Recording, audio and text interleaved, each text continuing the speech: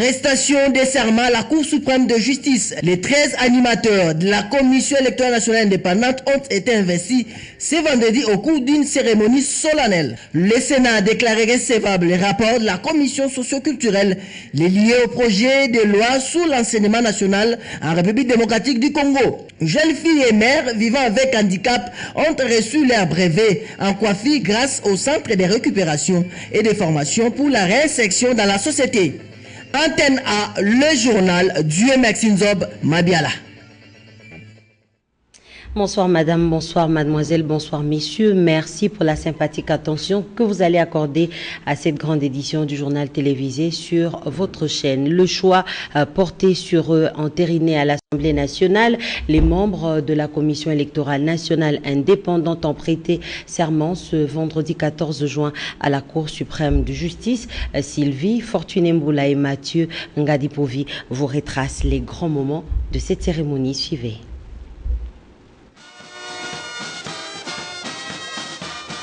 Ils ont été nombreux, les militants de partis politiques, les acteurs de la société civile, membres de famille, sont venus apporter leur soutien aux nouveaux animateurs de la Commission électorale nationale indépendante. Devant le haut magistrat de la Cour suprême de justice, les 13 membres du bureau dirigé à nouveau par Malou Malou ont pris l'engagement de servir le pays dans cette institution électorale en toute impartialité et responsabilité.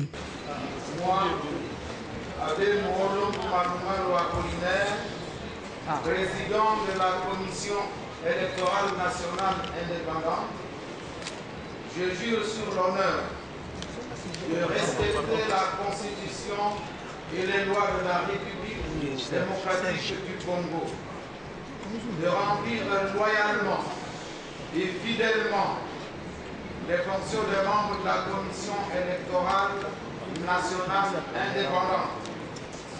Je prends l'engagement solennel de n'exercer aucune activité susceptible de nuire à l'indépendance, à la neutralité, à la transparence et à l'impartialité de la Commission électorale nationale indépendante. Après la prestation de serment, l'abbé Malou Malou et toute son équipe ont signé le procès verbal. Comme qui dirait, une page de l'histoire est tournée, une nouvelle s'ouvre, surtout pour la suite du processus électoral en République démocratique du Congo. De la Cour suprême de justice, direction, cette fois-ci au Palais du Peuple, où les sénateurs ont approuvé ce vendredi 14 juin le rapport de la Commission socio-culturelle lié au projet de loi sur l'enseignement national en République démocratique du Congo. Les détails avec Eric Izami sur les images de Blaise Lunda. Vendredi 14 juin à la Chambre haute du Parlement, il s'est agi de l'audition et ensuite de l'adoption du rapport de la Commission socioculturelle sur le projet de loi cadre de l'enseignement national. Vu son caractère sérieux, cette loi porte en elle tout le poids de l'avenir d'une nation. C'est ainsi que la Chambre haute du Parlement, également peuplée par de professeurs d'université, y a accordé une attention particulière avec les grandes lignes que voici. En matière d'enseignement, la ville est compétente pour favoriser toute initiative de création des établissements d'enseignement maternel, primaire, secondaire, professionnel et spécial, ainsi que de l'éducation non formelle, conformément aux normes établies par l'État. Construire, réhabiliter, équiper et entretenir les bâtiments scolaires de l'État dans le ressort de la ville. Créer et gérer les centres culturels et des bibliothèques en appui aux établissements scolaires. Victor Hugo disait dans Les Misérables que lorsque l'on ouvre une école, c'est une prison que l'on ferme. Le Congo-Kinshasa que nous voulons grand ne le sera que si la population y est bien formée, instruite, avec des valeurs éprouvées. Et à la Chambre basse, la plénière consacrée à l'examen de l'avant-projet du budget pour l'exercice 2014 n'a pas eu lieu ce vendredi 14 juin à la place. Le bureau a décrété un huis clos. Entre-temps, Laïn Bofandombongo, Blaise Lunda et Sylvain Kapombo Bosengele en ont profité pour recueillir les réactions des députés nationaux qui brossent dans ce reportage le bilan de cette session finissante. L'Assemblée nationale a excellé durant la session ordinaire qui s'achève ce 15 juin courant à la production législative, à en croire ses députés de la majorité. Le bilan est totalement positif, dans la mesure, comme vous le savez, beaucoup de dossiers qui concernent la vie nationale ont été quand même débattus au cours de cette session, essentiellement pour ce qui concerne la libéralisation du secteur de l'électricité. Et comme vous le savez, nous ne pouvons pas amorcer un développement normal sans électricité. Avec la libéralisation, il y aura de privés qui vont entrer en danse avec leurs capitaux frais pour essayer de développer notre pays. Cependant, d'autres députés ont déploré le non-respect des leurs en ce qui concerne la tenue de la plénière de la part du bureau. Le report, on arrive ici, on peut fixer exactement à 12 heures. Au lieu de reporter vraiment à 7h, 8h, on reporte quand nous sommes déjà dans la salle, on nous repousse encore jusqu'à 14h. Vraiment, ça fait mal. Qu'en est-il alors du rapport entre élus? Alors nous sommes vraiment les députés nationaux. Nous sommes des go. Il n'y a pas de faux de vrais députés. Nous sommes les élus du peuple. Et il faut qu'on prenne les députés comme tous les députés. Tout compte fait, le bureau de l'Assemblée nationale pourra se rattraper à la prochaine session prévue au mois de septembre. Et ce message de félicitations qui a été adressé à lui, Alphonse Koyagia, le actuel gouverneur de la province de l'Équateur, il dit exactement ceci. Nous, vos frères et sœurs de la communauté Ngbandi, avons appris avec une grande joie votre brillante élection en qualité de gouverneur de la province de l'Équateur à l'issue des 2 tours des scrutins organisés par la Commission électorale nationale indépendante CENI. En effet, ce choix porté par les représentants de la population de l'Équateur sur votre personne témoigne et confirme une fois de plus vos qualités de grand commis de l'État, compétent, expérimenté et homme d'État, rassembleur, non conflictuel, ayant une vision pour le développement de notre province. Nous saisissons cette heureuse occasion pour vous présenter nos très sincères félicitations et vous assurons de notre soutien fraternel. Nous prions le Dieu Tout-Puissant de vous combler d'intelligence, de sagesse et de bonne santé afin de conduire la province et ses habitants au développement et à l'épanouissement. Nous remercions les députés provinciaux, toutes tendances politiques confondues, pour avoir reconnu et porté leur choix sur votre auguste personne. Nos remerciements vont également aux sages, aux notables et à la société civile de la province, ainsi qu'à tous ceux qui, de près ou de loin, ont contribué à la réussite de ces élections. Que la population de Mbandaka trouve ici l'expression de notre gratitude pour le climat de paix, de sérénité, de fraternité qui a accompagné les différentes opérations de vote. Et il est signé par la communauté Ngbandi de Kinshasa, représentée par l'honorable Marie-Thérèse Guerengbo Yassalo, Fabien Gondoa, Molako Lako, Jean Balini Mbe et Ernest Ganda Ngata. Et en santé, illustration parfaite du partenariat public-privé. Ce vendredi 14 juin a été signé un contrat entre le gouvernement central et le groupe Radia Healthcare pour la gestion de l'hôpital du Cinquantenaire. La cérémonie s'est déroulée en présence de plusieurs autorités, parmi lesquelles le ministre de la Santé, Félix Kabange. C'était en présence de Patricia Bassois et Pepito Matondo. L'hôpital du Cinquantenaire de Kinshasa a été institué comme établissement public-privé par le décret numéro 13/004 du 22 janvier 2013 portant création, organisation et fonctionnement d'un établissement public hospitalier de 3e référence. Ce décret lui consacre un mode de gestion en partenariat public-privé. C'est ainsi que la gestion de cet hôpital a été confiée à la société Padiat Healthcare. De cet hôpital, le plus grand centre d'excellence point de vue sanitaire au cœur de l'Afrique centrale. Le ministre Félix Kabange ainsi que tout le monde du gouvernement ont tenu à ce que toutes les couches de la population se fassent soigner à un prix abordable sur place au pays. L'heure est au renforcement de l'équipement de l'hôpital, à l'installation du logiciel de gestion de l'hôpital, à la formation du personnel, à la disponibilisation des médicaments et à la mise en place des organes de gestion de l'hôpital pour rendre fonctionnel cet hôpital le 31 août 2013. Ainsi, les deux parties ont procédé à la signature du dit contrat de gestion. Notons que Padiat Healthcare est le meilleur institut médical en Asie en laparoscopie et de microchirurgie. Le groupe est dirigé par son président Dr Azeb Rahman, Padiat lui-même, chirurgien spécialiste de la tête et du cou. Il est le lauréat du prix national pour le meilleur chercheur médical en Inde. La cérémonie s'est clôturée par une visite guidée. Vous ne le savez peut-être pas, mais la journée du 14 juin est célébrée sur l'échelle internationale comme étant la journée du donneur de sang. À Kinshasa, le ministre de la Santé, Félix Kabange-Numbi, a adressé un message à la population dont un extrait a été choisi, encore une fois, par Patricia Bassois. Chers compatriotes, je m'adresse à vous pour vous exhorter à cultiver une résolution intérieure et individuelle pour donner du sang. Cela va marquer de ce fait votre sens d'amour de votre prochain ou de votre semblable que vous connaissez ou que vous ne rencontrerez sans doute jamais, mais dont vous aurez sauvé la vie.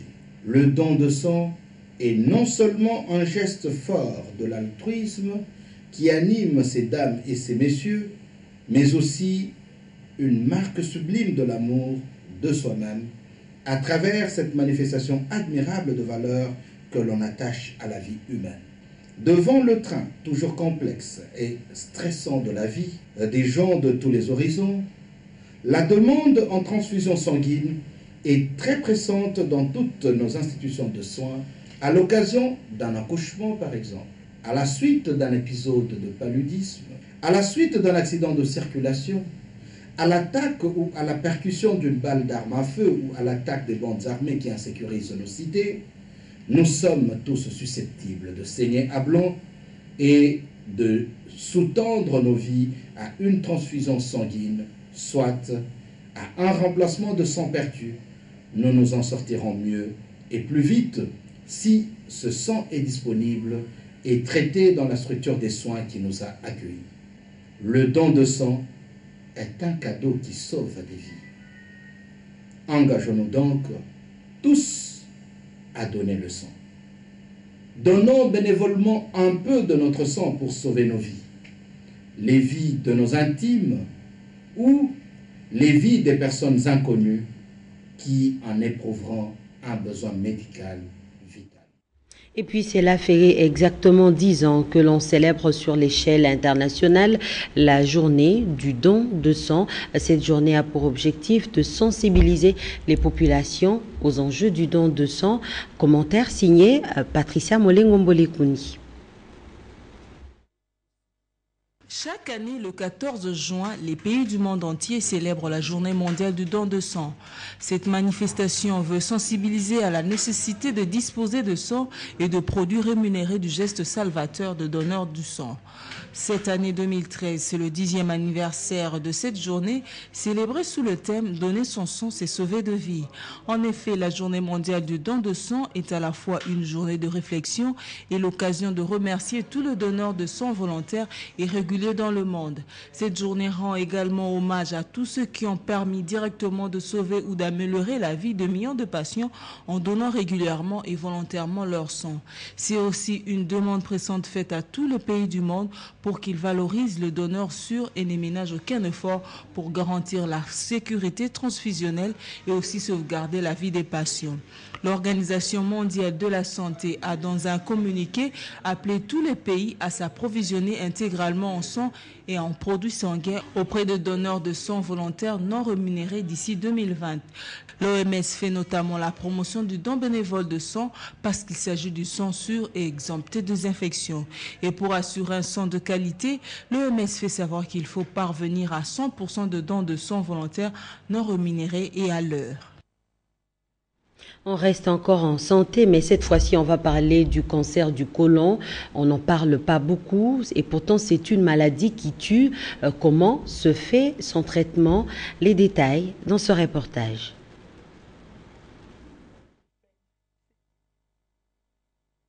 Le cancer du côlon et du rectum, étant assez semblables, sont regroupés sous les termes du cancer colorectal qui se développe à partir des cellules qui tapissent la paroi interne du côlon. Il se manifeste par du sang dans les selles, une constipation continue, des diarrhées persistantes, à l'extrême une occlusion intestinale ainsi qu'une perforation de la tumeur avec péritonite. Le traitement du cancer du côlon repose principalement sur la chirurgie qui vise à guérir le cancer en supprimant la portion du côlon atteinte par la tumeur. L'opération nécessite une hospitalisation de 7 jours en moyenne. Des effets secondaires peuvent persister et doivent être pris en charge. Le risque de polype et du cancer du côlon est plus important dans les situations suivantes. Un âge supérieur à 50 ans, le tabagisme, consommation d'alcool, car les consommateurs d'alcool sont exposés à un risque 4 fois plus élevé que la moyenne. Une alimentation à forte teneur en viande, en graisse et protéines. Antécédents familiaux de polypes, des cancers du côlon et du cancer des organes reproducteurs chez la femme. Santé encore, plusieurs pharmacies ont été scellées suite à une opération conjointe des services publics compétentes. Cette opération vise à retirer de la vente des médicaments impropres à la consommation et cette action ne fait pas bien sûr la joie des propriétaires des pharmacies. Le constat a été fait par Nadia Kolemfouka et Jouzen Belebele. Près de 30 tonnes de produits pharmaceutiques impropres à la consommation ont été saisis et retirés du marché depuis le 11 juin 2013. Plusieurs services de l'État doivent assainir le secteur en vue d'éliminer cette criminalité qui consiste à vendre de médicaments pharmaceutiques dangereux pour la santé. Chose grave, les vendeurs de médicaments trouvés au grand marché se plaignent du travail abattu par les agents de l'ordre. On ne sait pas comprendre la réalité, ce qu'il y a. C'est comme une invasion. On voit des équipes bien armées avec des véhicules, des blindés qui viennent, ils embarquent dans une pharmacie, brutalisent les gens, ils prennent n'importe quoi et amènent. On ne sait même pas poser une seule question. Vous posez une question, vous dites, si tu continues à poser des questions, pars avec toi. Et c'est comme ça. Essaye de discuter, on amène et les produits et les gens, on prend tout le monde, on embarque dans ces véhicules. On ne peut pas interdire l'autorité de faire ce travail si c'est dans les normes. Si c'est une inspection pour voir s'il y a des produits avariés ou s'il y a des produits qui peuvent être toxiques à la population, ils ont le droit de venir faire l'inspection, de contrôler et de saisir ce qui n'est pas approprié pour la consommation. Si c'est brutal, si on ne sait même pas poser la question, on ne sait pas contrôler si c'est réellement avarié ou si on ne sait pas, alors c'est ce qui inquiète la population. Un danger qui guette Kinshasa et l'arrière-pays et la vente de médicaments avariés, mal conditionnés et falsifiés. Au pouvoir public d'agir car la santé n'a pas de prix. Dans un autre registre, imaginez des jeunes filles et mères qui reçoivent leur brevet ou leur diplôme en coiffure. Cela passerait sans doute inaperçu, mais quand il s'agit pour la plupart des sourdes muettes et des malentendantes, c'est une belle histoire à raconter. Et cette histoire a été rendue possible grâce au Centre de récupération et de formation pour la réinsertion dans la société des filles mères par violence sexuelle, des sourdes muettes et des malentendantes et des orphelins pour leur auto-prise en charge. Jean-Louis Miaswekama et Mathieu Ngadipovi nous font le point. Plus d'une quarantaine de jeunes filles et des mères aptes au métier de coiffeuse, pour la plupart sourdes, muettes ou malentendantes. C'est une nouvelle promotion du Centre de récupération et de formation présidé par Ibrahim Diémé Bourama, de nationalité sénégalaise. Quand vous les aimez, ça sera facile. Mais si vous ne les aimez pas, ça ne sera pas facile. Ça, c'est catégorique. Vous n'aimez pas quelqu'un, comment vous allez travailler avec lui? Eux, les enfants m'aiment bien, parce qu'ils me voient bien sûr avec eux, je les aide beaucoup. Moi aussi, je les aime bien, parce que ce sont des êtres humains. Le CEREFO a besoin de plus de moyens. Nous avons besoin d'une école primaire et secondaire. Français. Parce que ces enfants-là, ils sont étudiés un tout petit, premier, deuxième, primaire, on les a abandonnés comme ça, ils n'étudient pas. Mais moi, je sais que si les enfants-là, ils sont une école primaire, secondaire, ils peuvent aller jusqu'à même université, mais en accompagnant avec les sourds muets, avec les interprètes. Patience Dimpe, sourde muette, exprime sa joie. Je suis dans la joie. Je suis vraiment dans l'allégresse car je viens recevoir mon brevet. Je ne m'y attendais pas. Avec la grâce de Dieu, me voici arrivé à la fin. je leur demande de venir au centre CEREFO pour apprendre comme moi. Voilà, je suis arrivé à la fin, j'ai obtenu mon brevet. Je suis très heureux. Le comité du CEREFO a présenté Joseph Jürgen, de nationalité allemande, représentant et ambassadeur du CEREFO en Europe. Le conseiller au ministère des Affaires sociales chargé des personnes vivant avec handicap et vulnérables, Mutebawa Beya, a invité le CEREFO à une prochaine séance de travail avec le ministre Charles Nawej Mundele. Il a exhorté les récipiendaires à n'avoir aucun complexe et à défendre leur diplôme. Tout à fait autre chose dans ce journal. L'assureur national a payé 86 dossiers sinistres à l'espace jeudi sinistre ce 13 juin 2013. Il s'agit de l'assurance vie incendie automobile. Dans la même journée, une délégation de l'hôtel de ville a inspecté ce site pour l'installation du guichet unique en prévision de la campagne sur le contrôle technique très prochainement. Le reportage est de Willy Kacha. Parmi les sites choisis pour les guichets uniques concernant la campagne de contrôle de la police d'assurance automobile, impôt sur le véhicule et contrôle technique, figure l'espace jeudi sinistre de l'Umété. L'inspection de ces sites par une délégation conduite sous la direction de l'hôtel de ville a eu lieu ce jeudi 13 juin 2013. En même temps, l'assureur institutionnel poursuit la paye des dossiers sinistres au même endroit. Il a indemnisé les dossiers sinistres en rapport avec les assurances vie, incendie et automobile à la grande satisfaction des victimes. Je suis missionnaire du Verbe divin et je suis venu au Congo pour mes messes, mes prémices. Et mon papa était décédé l'année passée suite à un accident d'une moto à Kikwit.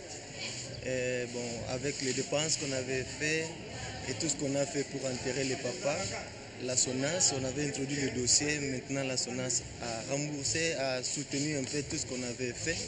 Et je dis grand merci à tous ceux qui ont aidé pour que ce déroulement ou bien ce procès aille de l'avant. Grand merci à la maman Adé et tous ceux qui ont contribué pour un bon déroulement. Je remercie tout le monde. Je vous demanderai de vous rassurer et vous assurer aussi dans votre vie. La paye de ce jeudi 13 juin a été rendue possible grâce à la contribution des 14 agences SONAS. Les léopards de la République démocratique du Congo vont jouer contre les lions du Cameroun ce dimanche 16 juin au stade des Martyrs de la Pentecôte pour le compte de la 5e journée des éliminatoires de la Coupe du Monde Brésil 2014 Afrique. Patrick Borel-Mukendi vous met dans le bain de cette rencontre des féroces en rappelant les différentes occasions manquées par les Congolais.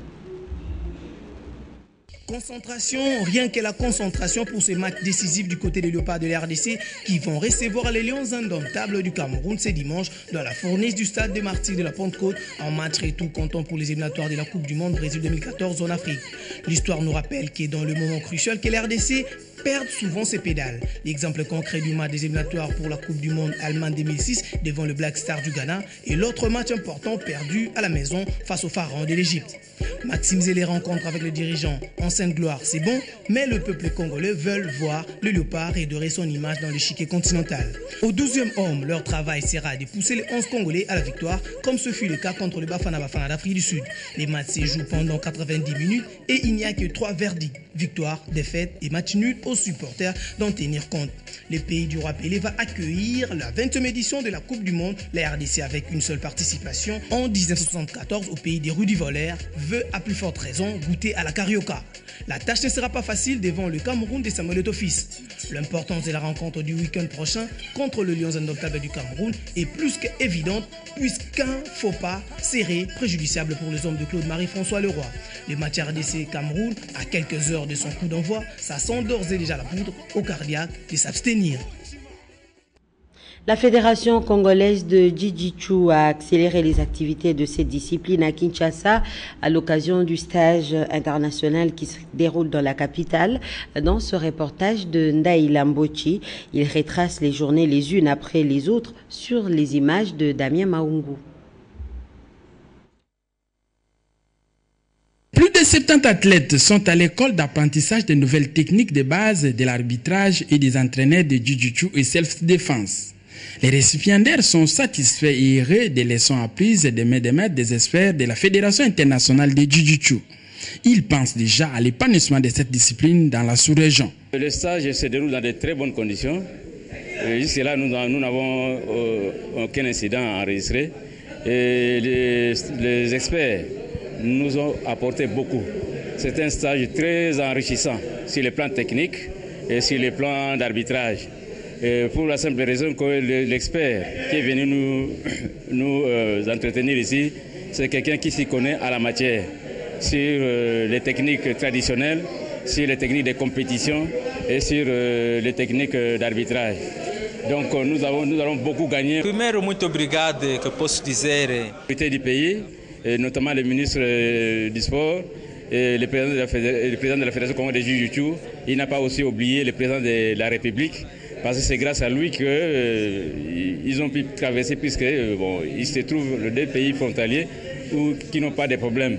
L'Angola, la République du Congo et le Congo-Brazzaville, c'est comme dans une famille. Les stages se déroulent dans de très bonnes conditions.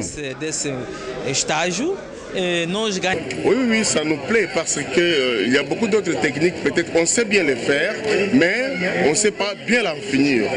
Mais quand ils sont venus, ils ont essayé un peu de modifier d'autres choses. Et puis ils nous ont dit encore beaucoup d'autres choses. Peut-être que nous étions des ignorants. Et il y a d'autres clés, d'autres mouvements là qu'on refusait de les faire ici chez nous.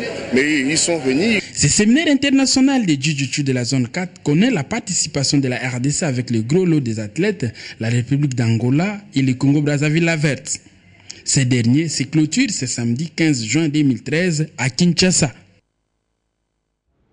La Société nationale d'électricité SNEL, département de distribution de Kinshasa DDK, informe son aimable clientèle que suite aux travaux d'entretien périodique des équipements électromécaniques prévus à la sous-station Centre des Affaires, la fourniture de l'énergie électrique sera interrompue ce samedi 15 juin 2013 de 6h à 18h dans certains quartiers des communes ci-après: Gombe, Centre-Ville, Barumbu, secteur compris entre les avenues Kasai, Usoke, Kato et Bokassa, Kinshasa, quartier situé dans la périphérie du marché central. Toutefois, la situation pourrait être rétablie plus tôt si les travaux s'achevaient avant l'heure indiquée ci-dessus. Place à présent à la revue de presse dans une sélection et un commentaire signé Alain Kiuka.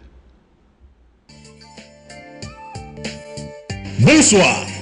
Alors que la prestation de serment de nouveaux membres du bureau de la CENI s'est faite ce vendredi, les dépêches de Brazzaville révèlent que l'abbé Malou Malou, qui signe son retour à la présidence de cette institution citoyenne, serait dans l'œil du cyclone.